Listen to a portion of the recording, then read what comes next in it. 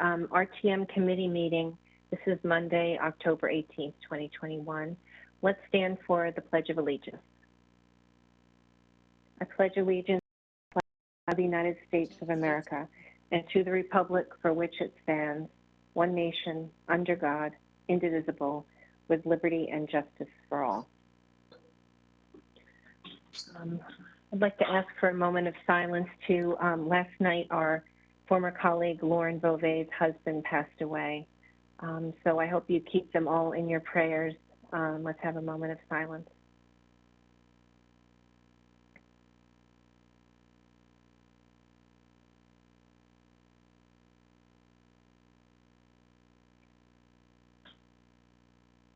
Thank you. I'm moving the schedule just a slight bit so that our first speaker will be Ryan Romeo, who is an 11-year-old in our town who has gotten very involved in the Pollinator Pathway program. And he's being joined by Ted Luxinger, who is the co-chair of the Pollinator Pathway program for the Forestry Committee. So I want to welcome both of you, Ryan and Ted. Ted has a presentation that is being shown while he speaks. So Brian does. So Ryan, please take it away.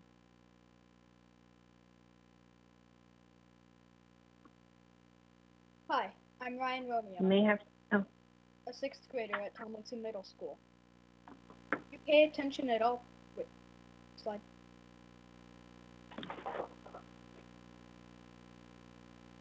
Yeah. If you pay attention at all to nature, it's clear that everything on this planet is connected and dependent on each other. Storms like Hurricane Ida, floods, and other natural disasters are a direct result of climate change, and they're just going to get worse if we don't take action now.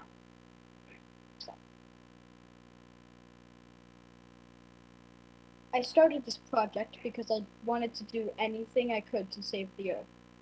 Planting trees is a simple task, but with a huge impact. If the world population committed to planting 1 trillion trees, we could actually halt global warming to 2.7 degrees. Next slide. In addition to helping climate change, trees have endless benefits ranging from cooling streets in cities to 10 degrees, and even helping improve people's mental health. Next slide. Fairfield is working with local nurseries on a campaign to help make it easy for everyone to plant trees right in their own yard. Please check out these local nurseries and consider planting your own. Next slide. Trees are a critical host to moths and butterflies and provide habitats for other wildlife. Slide. Just one oak tree can provide 534 species of different pollinators' food.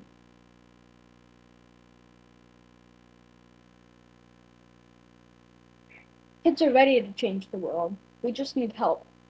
Schools and communities need to help educate kids on the environment and climate change and support kids in finding more ways to help improve our planet. It's up to all of us to do what we can to make our future better. Slide, please. The idea of planting trees isn't unique. There are many stories out there of people planting forests and improving the place they live in. Imagine if we were all able to unite in this cause and every kid and adult around the world helped plant trees. The result could really save the Earth. Thank you. That's wonderful, Ryan. Thank you so much for that. How did you get involved in working with the Pollinator Pathway program? Mary Hogue. My mom was working with Mary Hogue, and Mary Hogue got me involved with it. So that's how I. That's wonderful. That's great. Does anyone here have questions? Maybe Mr. Luxinger, would you like to comment on Ryan's presentation or anything you'd like to update us on?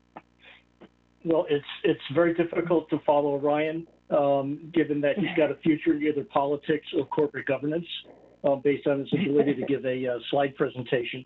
But very excited by his excitement, as are all of we working with the Pollinator Pathway program.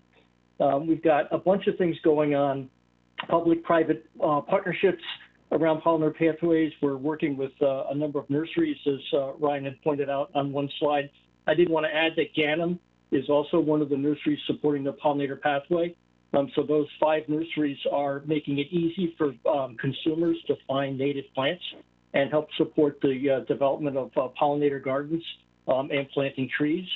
So we've got a native plant a tree program where we help consumers understand where on their property they should be able to plant trees. We've got a pollinator handout that enables people to quickly find the Pollinator Pathway website. Significant resources there. You know, Aspetuck Land Trust is amazing. Audubon is amazing, and the amount of activity that we've got around pollinator gardens going in town, supported by the Board of Realtors, is putting one in using their own money to support it, and we've got money available on matching grants from Connecticut, Sustainable Connecticut, to match any funds that are raised for planting pollinator gardens. And in Fairfield, we've got 14 pollinator gardens that have already been planted around town, and we're always looking for volunteers. So one of my mottos is to make it easy. So in order to make it easy, my name is Ted Luxinger, Luchsinger, @gmail.com. One word. If you know of anyone that's interested in getting involved with pollinator pathways, is interested in volunteering, or just has a question, just reach out to me via email and we can start a conversation. Thank you very much. Does anyone have any questions or comments for Ryan or Ted?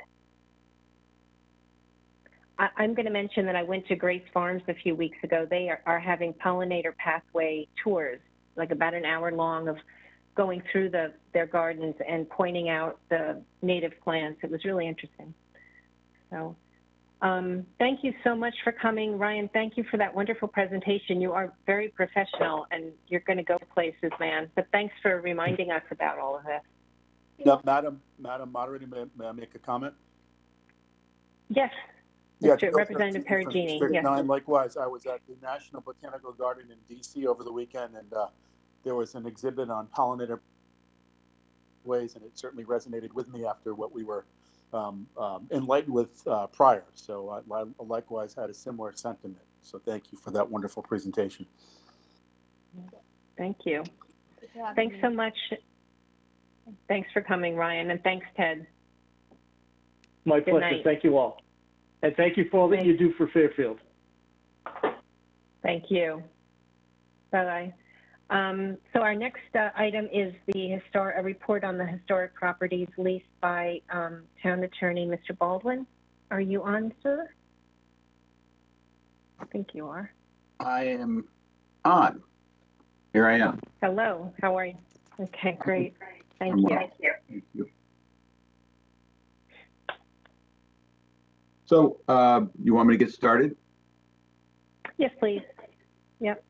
This was, I guess we'll just mention this was a request because I guess when we looked at town leases a month or two ago when you reported on those, it didn't include town-owned historic properties. So you're going to fill us in on that now. I'm going to fill you in. Excuse me, on you that now. Fill you in on that now.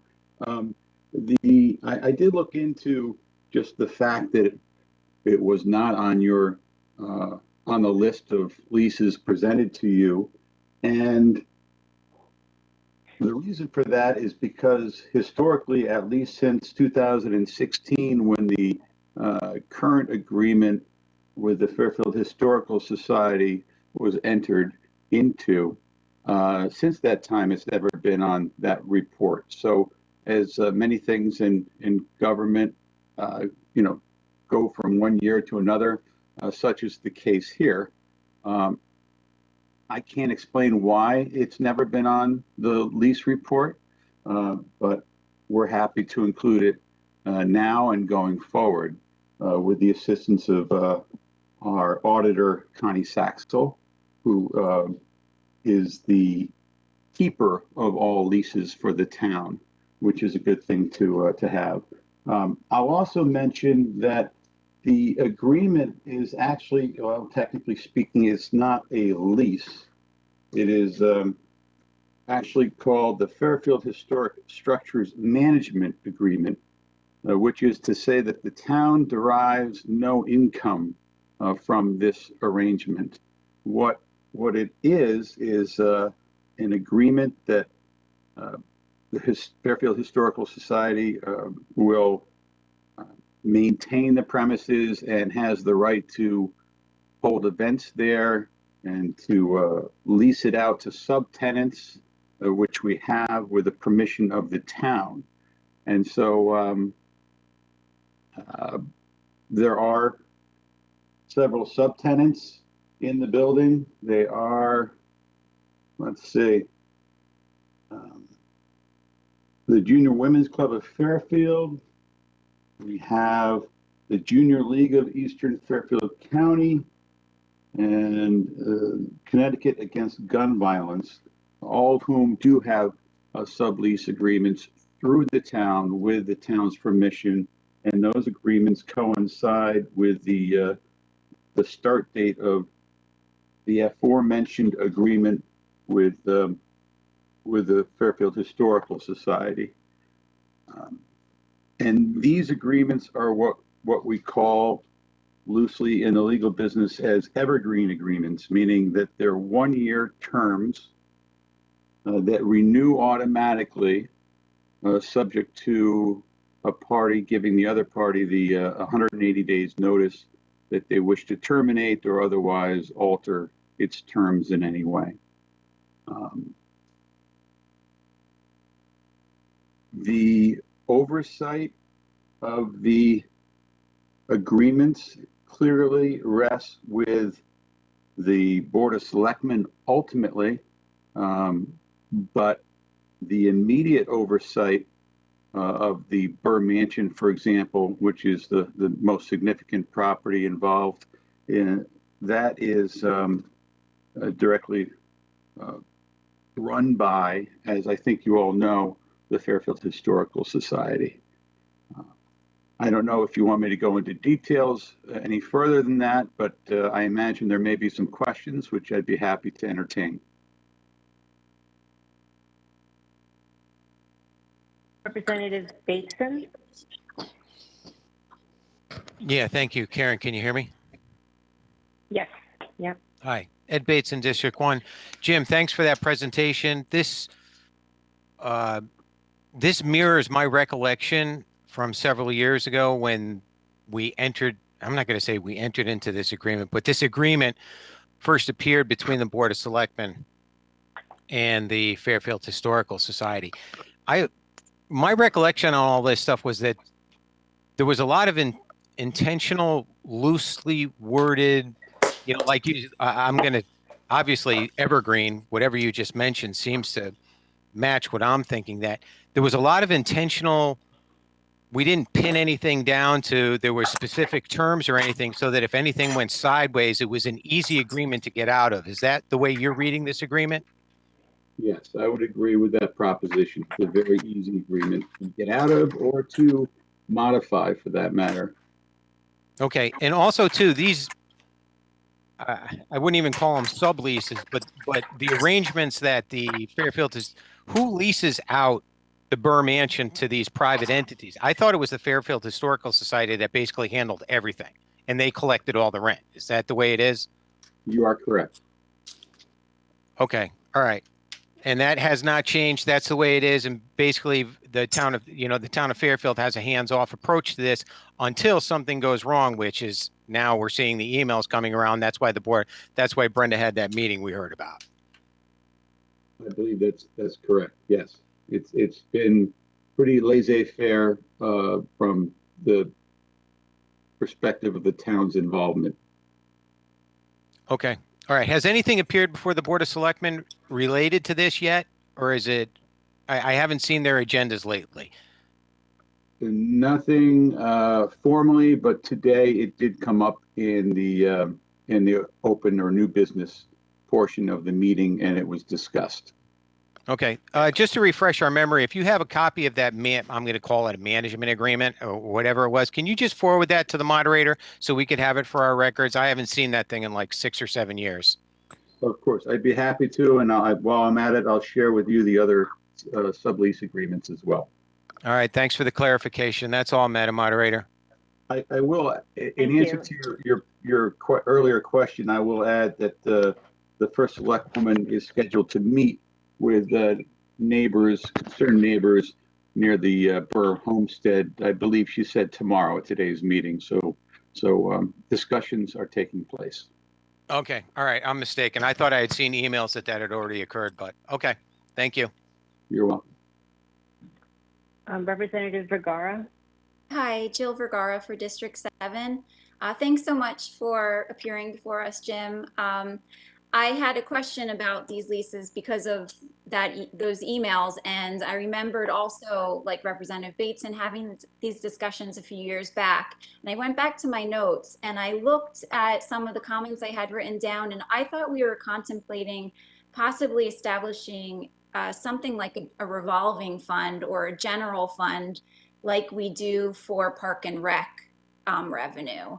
And I'm wondering whether we've any more about that, because I don't like not seeing the numbers and being able to review the numbers at all. Has that been discussed at all? Well, the town is entitled to audit and get reports, as I understand from speaking with Ms. Saxel today, that does happen. But I just want to remind you, as I said earlier, that the town derives no real income from these leases or this particular agreement, except in the form of permits related to using a tent and things associated with that. That goes to the building department. I believe that between 10 to 15,000 a year, it's been said, goes to the building department related to that permitting process. But there's no revenue or income per se from our relationship with the Historical Society. Okay, because one of the justifications for the $250,000 that we had approved for the Burr Mansion improvements was that we would be generating revenue through these events. And my understanding was that we're not generating a lot of revenue because there's a lot of maintenance fees, there's a lot of maintenance costs. And so the Fairfield Museum is covering those maintenance costs and returning to us whatever excess there is from those events. That's not what's going on? Well, I can't tell you the financial details because I'm just not prepared to speak to it tonight, but we can look into it. I know that the terms of the agreement that I'll share with you do speak to capital improvements to be made by the Historical Society as well as the town, although by my reading, it looks like the town is responsible for the lion's share. I'll also remind you that that this is subject, as we said before, to negotiations and discussions, and I believe that's happening, certainly with the neighbors, and in all likelihood, it will ensue to be had with the Historical Society. But in terms of details of those discussions, I don't think it would be appropriate to share that with you now. Not that I have any details, but going forward, just because it concerns negotiations. Okay, I do think that it's a beneficial relationship that we have with the museum stewarding these properties. My issue is the lack of transparency for it, and I think that we need to have a process for reviewing this annually, and also enabling the public and the neighbors to comment on these potential leases or the events that you're talking about. For other town properties, there's a process, like at Penfield, there's a very specific process that people have to go through to get events there, and it's all vetted through Park and Rec, and it's all open.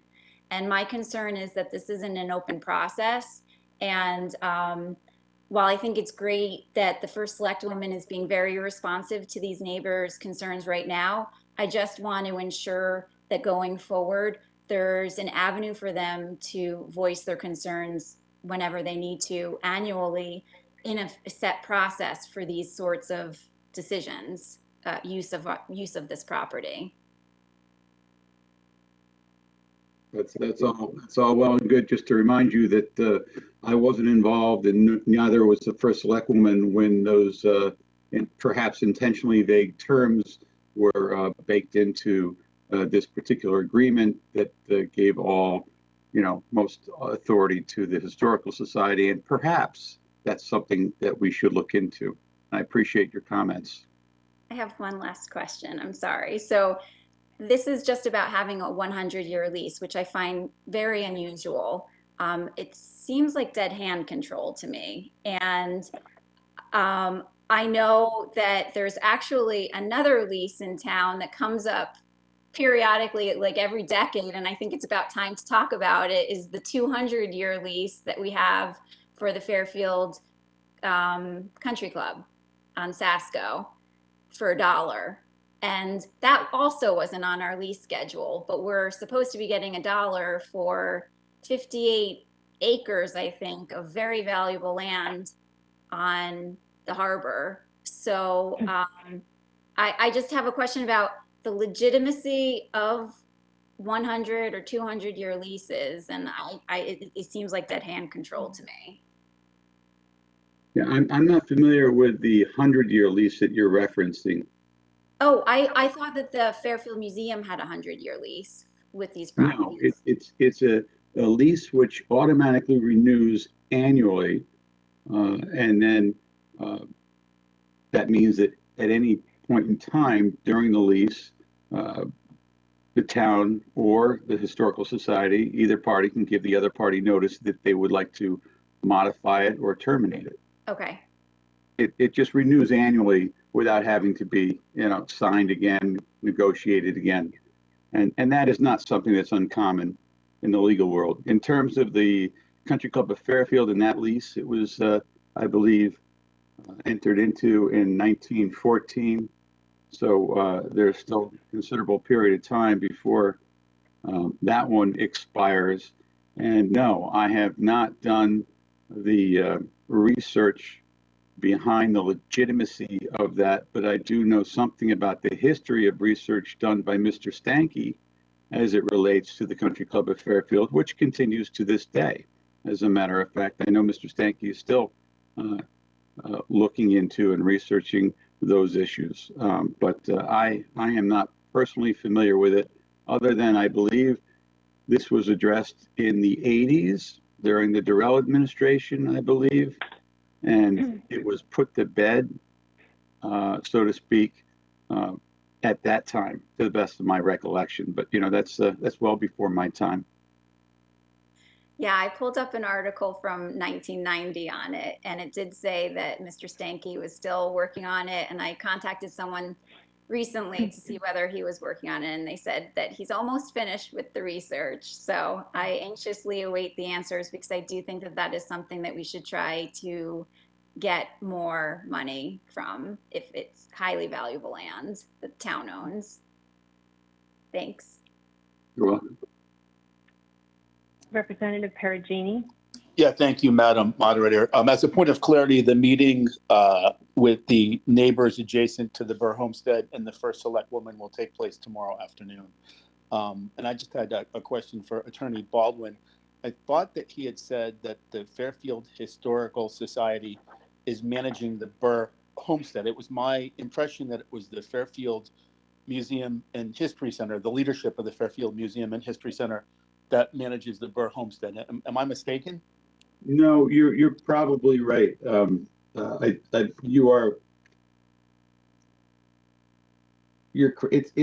the organization which runs the Fairfield Historical Center.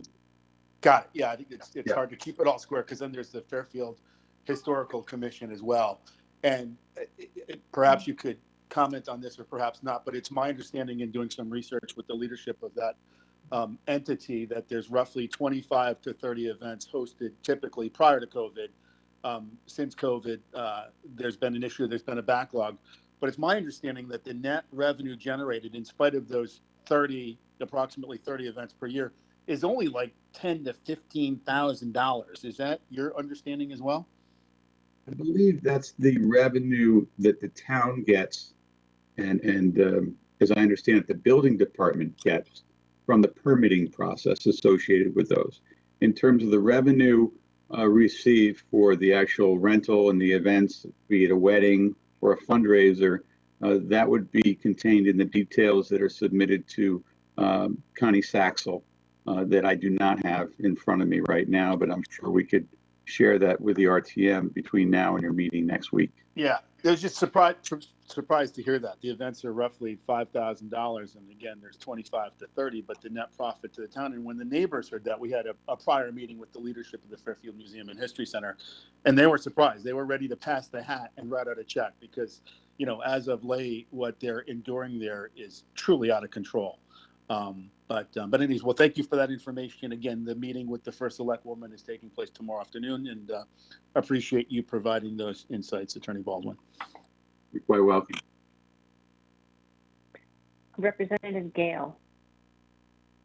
Thank you, Madam Moderator, Hannah Gale, District 6. Yeah, I just wanted also some clarity on who the legal entity is, who is in charge of the Manor. I'm not sure there is a Fairfield Historical Society. I think there is only the Fairfield Museum as an entity. So I might be wrong, but that's just what I'm finding when I Google. And the other is just to echo Representative Vergara's remembering of what happened when we approved the $250,000, which I believe was to renovate the kitchen. And I remember distinctly being told at that time that there would be revenue from the caterers, from these events to the town to, recompense the money that we were laying out for those renovations. So that's kind of disappointing that that never happened either. Thank you. Yeah, I can't speak to your second point because I'm just not familiar with those discussions or the presentation. It could have been referenced to the benefit to the Historical Society or the Fairfield Museum, what you want to call it. And that may have some indirect benefit to the town, maybe in the form of the capital improvements that they're able to make as a result of that revenue. But I can't speak to it. I'm just speculating. And in terms of the name, it says specifically between the town of Fairfield and the Fairfield Historical Society, DBA Fairfield Museum, a Connecticut nonprofit corporation with an office at 370 Fairfield Beach Road, 37 Beach Road. So the museum. Thank you. You're welcome. Representative Monahan. Hi, Representative Monahan, District 1. Do we know who negotiated this contract and who was involved in it and when that happened? Well, it is signed by Michael Tetro and Mr. Jaley, I believe, on February 2nd, 2016. So I imagine, of course, the negotiations took place sometime in the months prior to that. That's all the information I can tell you.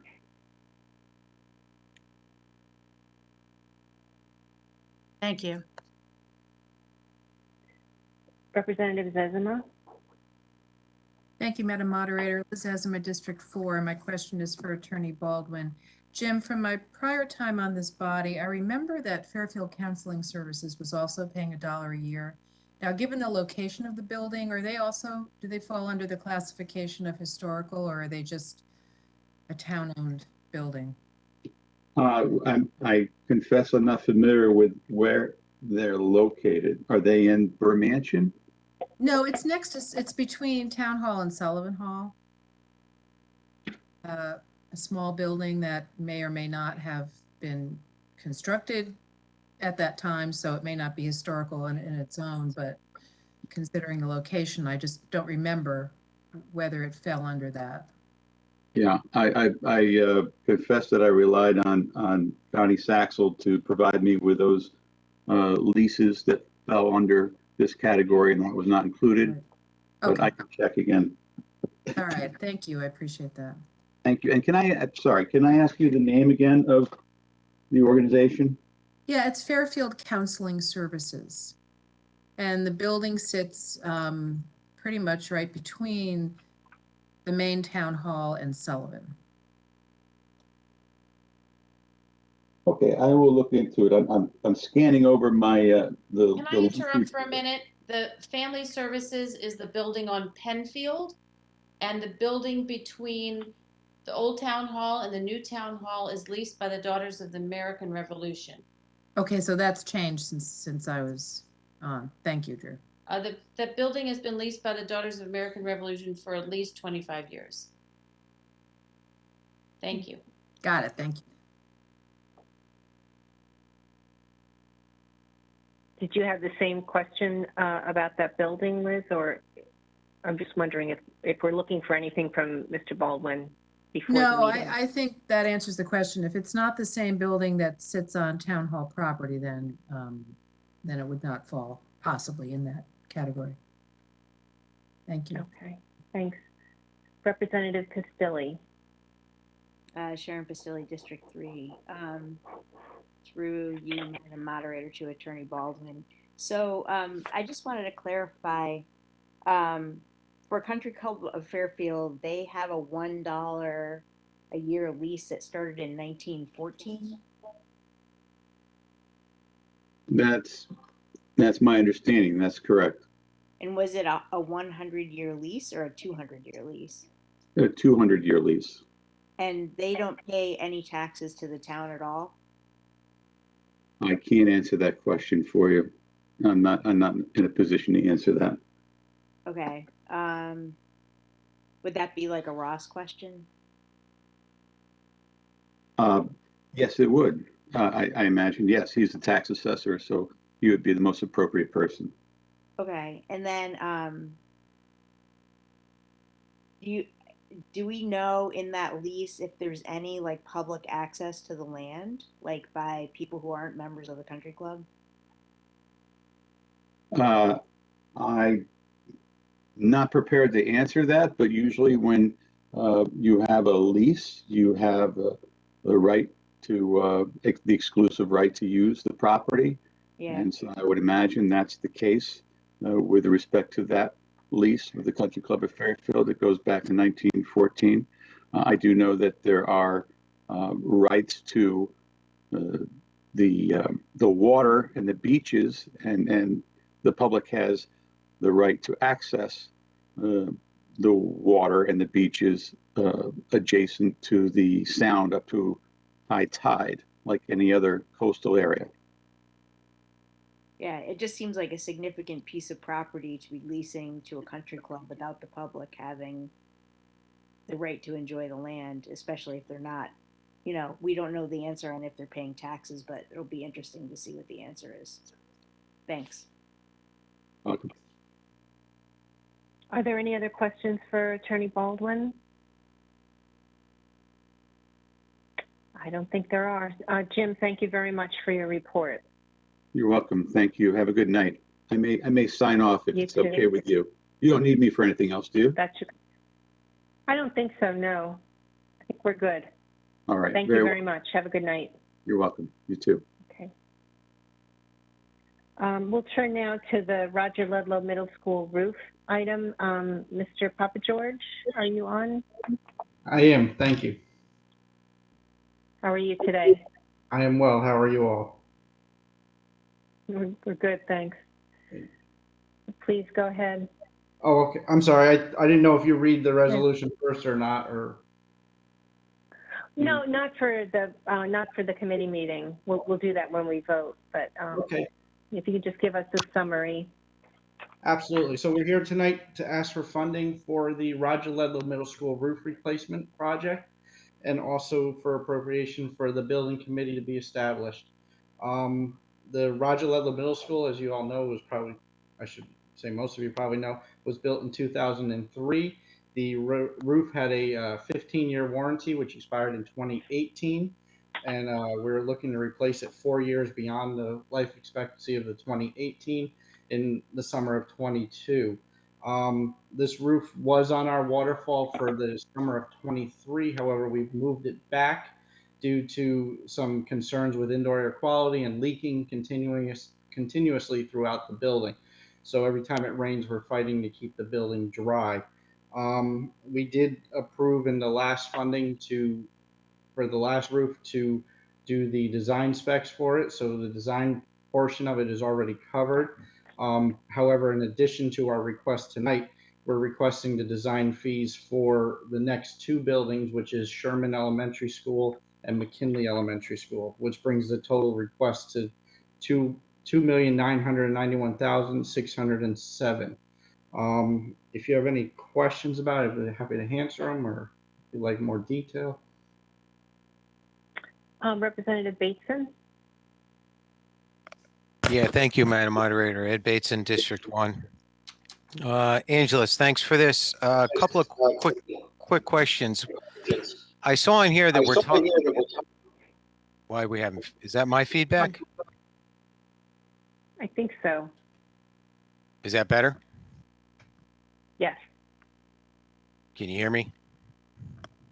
Yes. Yep. Hi. We can hear you. Okay. I just want to. I'm thinking about Sherman School. When we're talking about this, the roof, is this part of phase 4, or is this a separate project?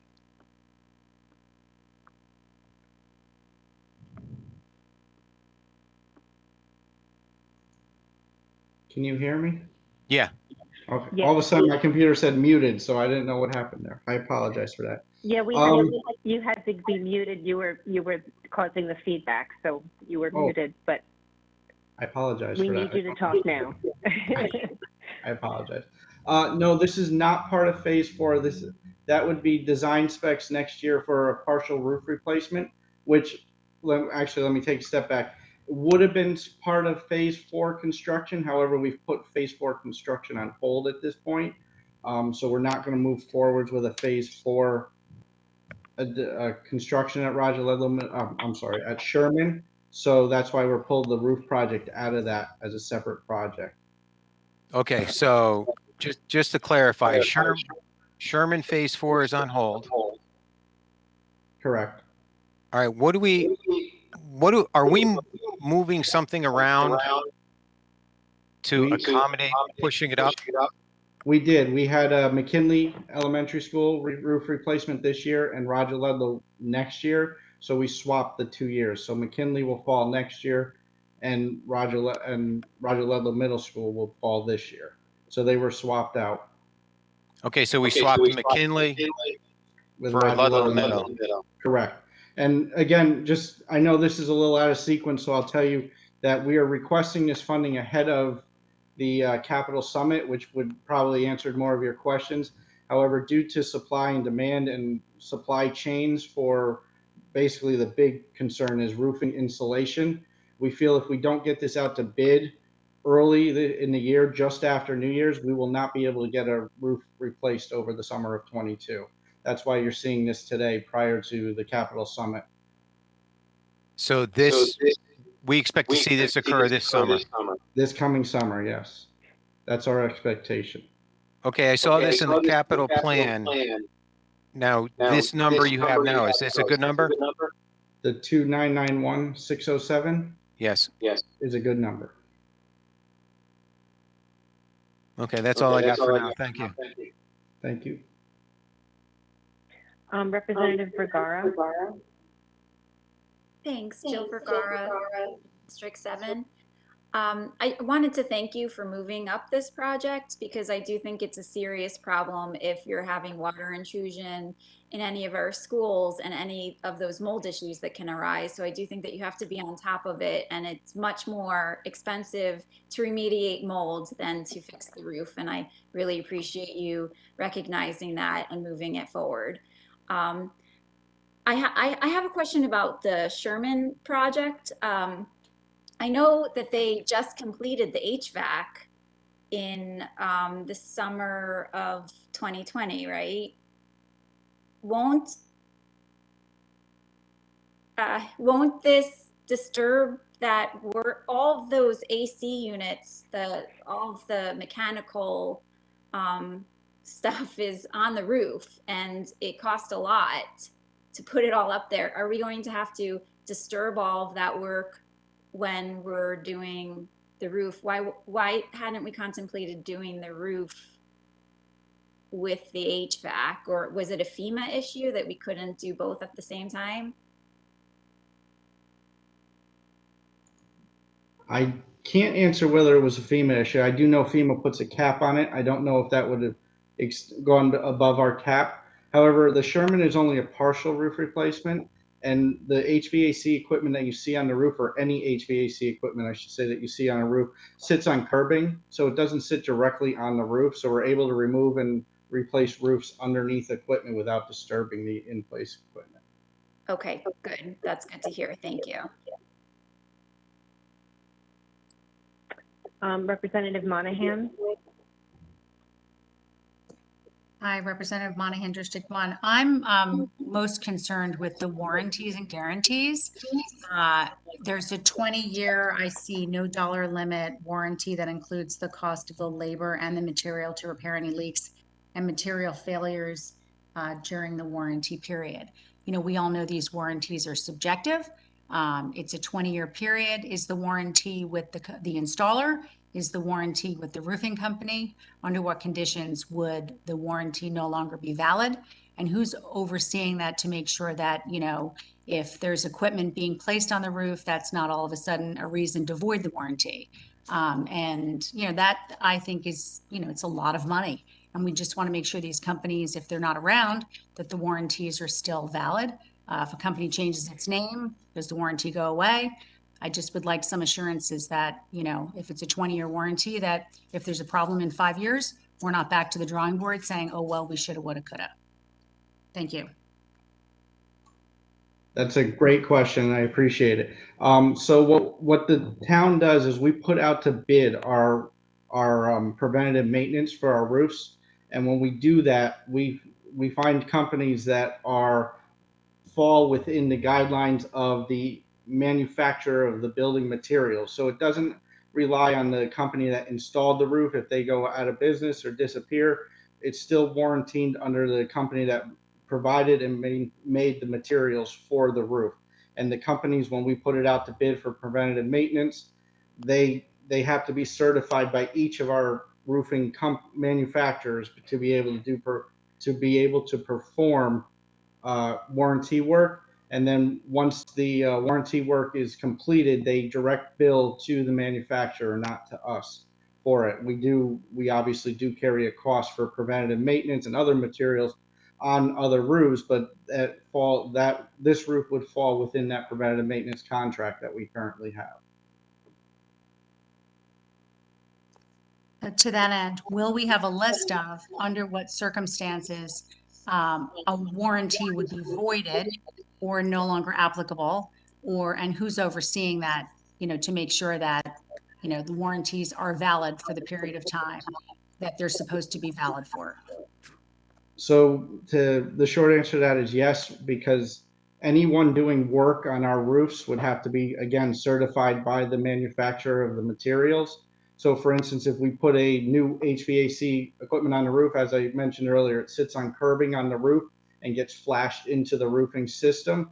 So the HVAC company would have to sub out to a certified person certified for the particular material on that particular roof in order to do it. Again, we have a PM contractor who oversees most of that work, and a lot of times they are subbed out by other companies, such as our HVAC companies, when they want to do work on the roof. Rather than them being certified themselves, they'll hire our PM contractor to do that necessary work, whether it's cutting or flashing or doing whatever they need to for the roof. We have two gentlemen in-house. We have a construction manager, and we have a I'm going to get his title wrong. He's a project supervisor, I'm sorry. So a project supervisor and a construction manager who both are involved with the preventative maintenance of the roof and monitoring any work done on the roofs. We actually utilize a computerized system called My Roof, which allows us to, if we do have leaks, put in reports or make requests directly to our PM contractor. One more question. So if the name of the roofing company changes or the company goes out of business, is the warranty still valid? When you say the name of the roofing company, you're referring to the installer, or I'm not sure who Yes. we're.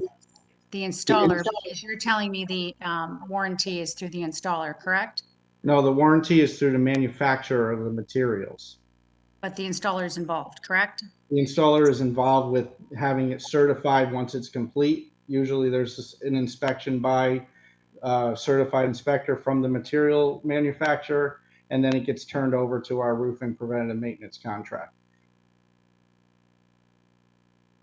I think we would all agree that the warranty is just really important, and it would be great just to make sure that, you know, that was a priority as part of this process. Thank you for your time. Absolutely. We stand very hard about having the warranties in place, and we're very excited about the fact that due to new materials, we can get up to 20-year warranties where 15 was usually the max in previous years.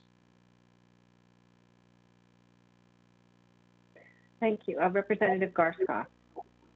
Thank you, Madam Moderator. Josh Garskoff, District 5. Through you to Mr. Papageorge. Have we included design fees for future roofs? This is a process question. Is this a new thing? I don't recall it before, but maybe I'm misremembering that we would include future design costs in with same bonding or request as an actual install project.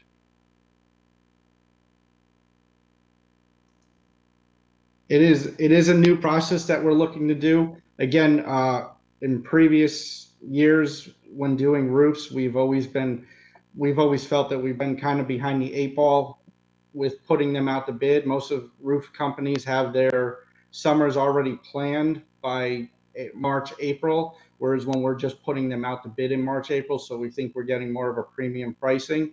We feel that if we can do the design work ahead of time by requesting the funding beforehand, we can get them out sooner and we can get them bid on sooner and get better pricing is our ultimate goal for doing this. I know it hasn't been a question, but something I should have mentioned earlier. By requesting the funding for the next roofs, it doesn't take away our ability to request for state reimbursement for the roof. The funding that we're requesting now would get rolled into the total cost of the roof once the project is approved and be counted towards the money we're asking for reimbursement on. Okay, thank you. Is there an economy of scale, or would you use the same vendor? I think it's design versus install, so there probably isn't, but maybe I'm wrong. For install, no, we go out to bid for each roof, but for design work, we actually, the last time we went out to design for the roofs, we listed the next few roofs so that we could avoid going out to bid and get better pricing with, as you said, more roofs at one time, so we were able to get a better pricing on that. But I'm saying in regards to having it part of the same ask, is there an economy of scale to that? Not so much. It's the cost that, because we went out to bid, so that's how we already know what those numbers are. So, and one more thing, I'm not saying this is, I'm just asking. I mean, normally if you were to put out $24,400, you couldn't bond that, right? If you just made that request separately, that would not be bondable. If I recall the rule, it's $100,000 if I'm not mistaken to bond something. So is that the reason to do this, is to be able to include it in a bond? Yes, to be able to include it in the bond so that when we apply for state reimbursement, it will be covered. You can't get state reimbursement if it's not in a bond? I cannot, I'm not 100% sure, but I do not believe so. I can look that up. Believe me, I'm not trying to cross-examine you. I just want to make sure I understand that. And I think it probably makes sense to do this ahead like this. I'm just curious about the why. So thank you very much. Representative Bateson. Yeah, thank you, Madam Moderator. Ed Bateson, District 1. Follow-up, Angelus. I saw on the agenda that we are also forming a committee, Roger Ludlowe Middle School Building Committee. All we're doing is forming that committee. Are you coming back to populate that, or is there a plan for who's going to serve on that? That we asked, and the first select woman has appointed it to the Roger Ludlowe Middle School Building. I'm sorry, the Standing Projects Building Committee. So it's already established. Okay, so does that have to come back before us, or does the Board of Selectmen now refer it to the? I believe the Special Board of project. Selectmen, once you guys establish that it will be established a building committee, I believe it's the first select woman and the first select group that has the ability to charge it to the standing building committee. Okay, thank you. Mr. Papageorge, you mentioned reimbursement from the state. How much do you think it's likely to be reimbursed from this amount? Do you have any idea of that? Give me 1 second. I I mean, thought I had just it. roughly. Okay. It's approximately 20. I thought I had it in here. I apologize. I can get that number over to you. I don't want to misspeak and give you Okay, a problem. thanks. I have another question that might be dumb, but in your report, you kept mentioning IAQ, and I didn't know what that stood for. Indoor air quality. I apologize. Ah, no, that's okay. Thank you. Yeah, that would be good. I'm curious how much we might be reimbursed, so that would be helpful. Thank you. Absolutely. Does anyone have any more questions for Mr. Papageorge? I think we're all set. So thank you for joining us tonight. Thank you. Have a good evening. Okay. You too. Bye-bye. Then our final item is the year-end transfers that Mr. Schmidt is going to discuss. Jared, whenever you're ready. Hello. Hi, Madam Moderator. Thank you. Good evening. Good evening. So I'll start by saying the first select woman is going to make a full presentation on this before you next week. In the meantime, she did make a presentation to the Board of Selectmen earlier today, and this item did pass unanimously in the Board of Selectmen. So if you want to get an advanced version of her presentation, I encourage you to go on and find the Board of Selectmen recording of today's meeting. I apologize for my voice. I think I'm coming down with something. So, Madam Moderator, can you just confirm whether or not the longer form of the resolution went to the members? I just want to get a sense of what they have in front of them. Let me just take a look at what we thought it was what was sent today by the First Select Woman's office, but let me double check.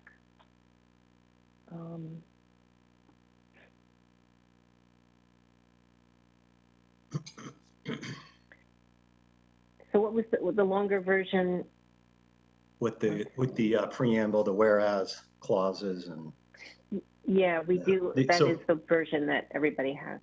Okay, so I'll go through that without reading the technical language. But so what I'm going to do is go through the kind of the mechanics of how we ended up with the amount of revenue surplus that we have now, and that the request is being made for.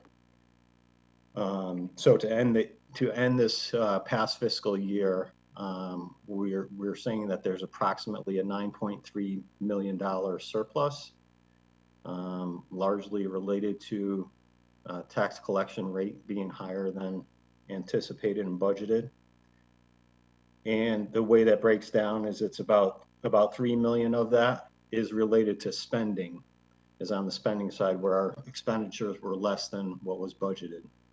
And then the other 6.3 million was related to revenue. So on the spending side, that was something that the Board of Finance has authority over as long as it's already, as long as it's appropriated. So they made the decision to set aside not to set aside, but to appropriate more money into the OPEB account, which had been underfunded a couple of years ago in FY20. So that was about $1.322 million that went there. And then the rest of on the spending side of the surplus is expected to go, is expected to fall to fund balance.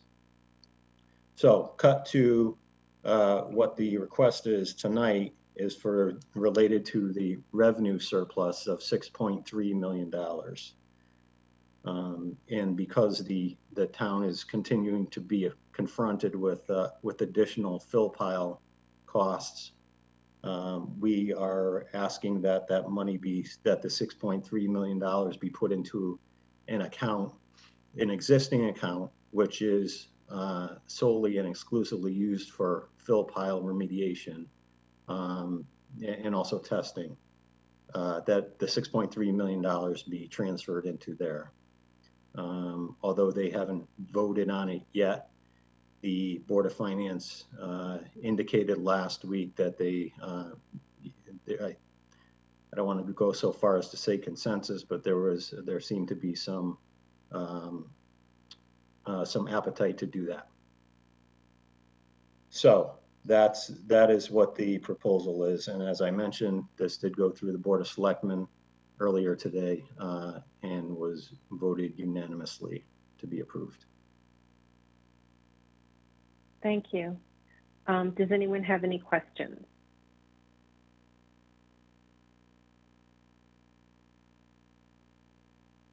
I don't think so. Okay, that was easy. Thank you, Jared. I think we're, oh, sorry, Representative has a Gerber. question, Madam Moderator. Yep, yes, that's what I was just saying. Representative Gerber. Go ahead, Bill.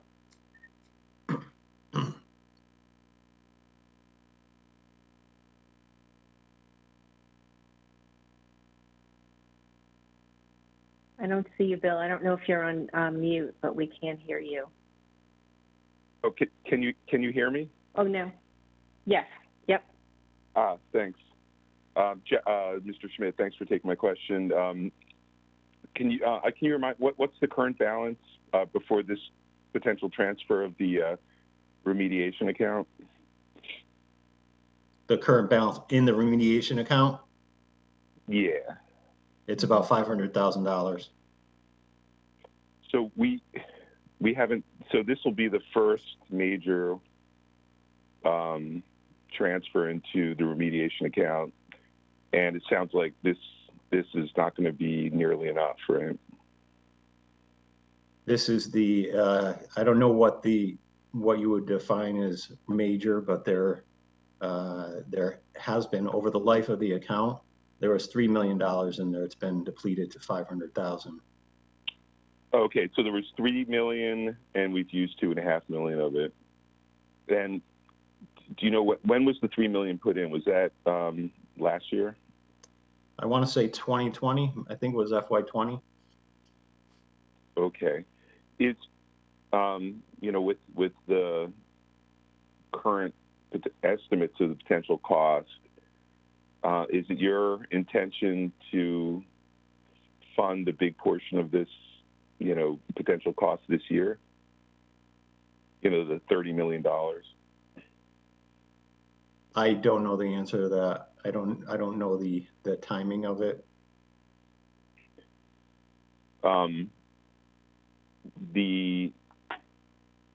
Was there discussion about setting up a reserve, a major reserve last year? Was there discussion? There's been during the budget cycle, because I guess we knew there were going to be a lot of costs. So you might be referring to an amount that we put aside for legal costs related to the fill pile, which happened, and I believe that amount was $600,000 that got set aside for legal costs related to it. 600,000. Yeah, that I recall, and that is set aside as part of a legal reserve, but not in the reserve for the fill pile, or is it part of the $3 million that you were talking about? I'd have to go back and look, but I believe that was a separate account. Okay. But it wasn't we part have- of the, it wasn't part of the operating budget. I mean, from your perspective, I mean, I guess last year we knew the amount was going to be big. I guess the amount that you're considering now is bigger than we thought before. But shouldn't we pre-fund most of that, or as the CFO, you don't think that's necessary? Like, if we think it's going to be 30 million, should we set up a $30 million reserve? Or We have, before us right now is a $6 million surplus. Any other funding that we have is spoken for in some way. So what we're talking about now is just putting the $6.3 million into it as a start. To answer your very first question, this $6.3 million, from what we know, is going to be much less than what we're going to need eventually. right. So are you planning on sort of paying as you go after that's used up, or I guess you haven't decided yet? We'll have to decide again and see what our burn rate is, and as we get more solid estimates, invoices, and how quickly we go through them, we'll make that decision. Okay, thank you. Representative Bateson.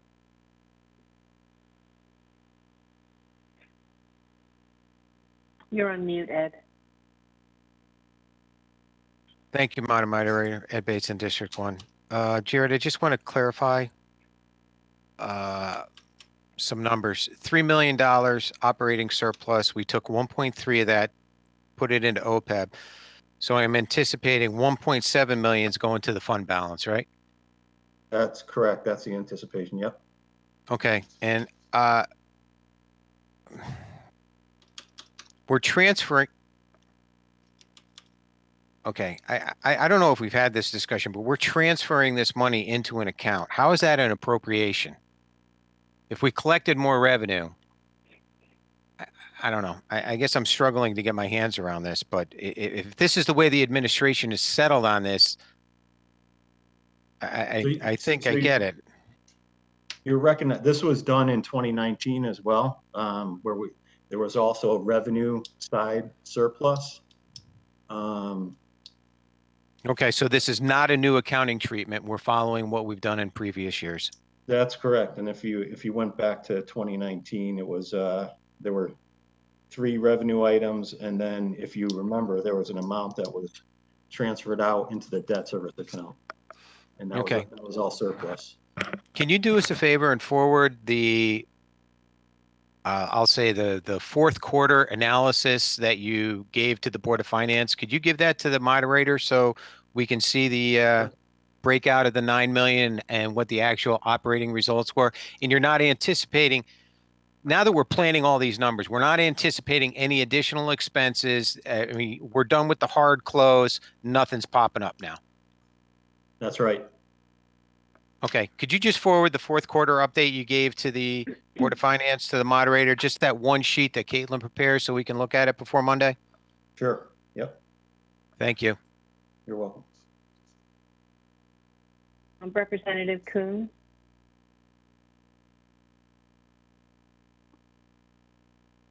Hi, Representative Kuhn, District 7. Forgive me, first question that I've asked in this forum before, and maybe some of this stuff has been covered elsewhere, but I wanted to dovetail with Mr. Gerber's comments. Is there no need, have we not publicly stated that there's a liability to the town of, I think it was 27 million for remediation related to the fill file that we just came across? Should that not be something that sits in a liability account on the balance sheet, or is that a public company kind of thing? And as a municipal accounting, we don't have to do something like that? We haven't incurred any expense yet, but we have an related to it. expectation of a liability, right? And it may be something that we, you know, I'm not sure. I don't think it's something that we would have to put on right now as a liability. We will address we'll address these costs as they come up. And when I say we, I want to be clear that I'm not saying that we as an administration, but any future costs or setting aside money for this purpose is going to go through the appropriate channels. So I think it was the first select woman, I think I recall reading the article correctly, where she had stated something along the lines of a $27-ish million expectation. Is that not a material statement that needs to be addressed in the accounting? Or is that, I mean, it might not be, I don't know. It's a good question. We'll you know, we're going to we can talk to our auditor about that and ask him if if that's something that should be included along with other liabilities. Okay, that's all that I have. Thank you. Appreciate your time. Welcome. Yep. Representative Carson. Hi, Laura Carson, District 4. Mr. Schmidt, I'm just for clarification, we are going to have another contribution to the count from the ARPA funds that we voted on, right? Like about $1 million? Yes. Am I correct? There's another $1 million. You haven't accounted for that, right? Okay. Yes. Okay, just wanted to make sure. That has been Thank you. Right. And that's okay. going Just want to make sure the same special account. It'll be in a different account. Oh. It's in Which account? It's in an ARPA account. It's in a separate account. Oh. But it has been approved for the same. Earmarked that? As you'll all remember, when it was adopted as part of the ARPA funding, it's for the same purposes. Thank you. You're welcome. Representative Gerber. Yeah, thanks. Just sort of what John Keane was asking you. I was wondering if I could just clarify, you know, what would be nice to see. I don't know, by next week or something. By the meeting is, you know, in accounting regulations and sort of what Mr. Kuhn was saying. You know, maybe I'm thinking, you know, non-government, but if it's, you know, if there's based on probability of something happening and the ability to estimate it, there used to be rules that you'd have to put up the reserve. And I would assume for government accounting, that would be the same thing. So can you sort of get us the accounting rules and then sort of tell us, you know, your view of how likely and how good the estimate is? Because if we need to put up something, you know, $20 million reserve, then we should know sooner rather than later. And if not, you know, what would the reserve be? What's the likely amount to be? Since it was already PR'd, or it was already sort of released to the public. So I think people are expecting something, you know, around 30 million, which means, you know, we probably should have a $30 million reserve. I assume it's likely and high and estimable. Yeah, again, I'll follow up with our independent auditor. And as far as the, you know, the likelihood and the solidness of the estimates, as I mentioned, the first select woman will address that in her. Well, she already discussed it publicly, so I guess it's pretty likely. It sounds. Thank you. You're welcome. Representative McDermott. Thank you, Madam Moderator. Mark McDermott, District 7. For you to Mr. Schmidt. Just to clarify and follow up on Representative Carson's question. So we have dedicated $1 million of ARPA money to the fill pile, would that be spent first before we spend this $6.3 million? That's the plan right now, that would, yes, that would be spent first. Okay, thank you. You're welcome. Are there any other questions for Mr. Schmidt? Okay, I think we're all set. Thank you, Jared. I hope you Okay. feel better. Thank you. Thank you. Have a good Thanks. night. Thanks. You too. So that's it for our general meeting. We're going to move now to the individual committees. Remember that the phone numbers for the committee meetings are on the last page of the agenda. That's both for committee members and for the public. And then we'll see you next Monday night for the regular RTM meeting. I want to ask the chairs of the committees to please remember to record the meetings. Thanks very much, and we'll see you next week. Good night. Thank you. Thank you. Thank you, Karen.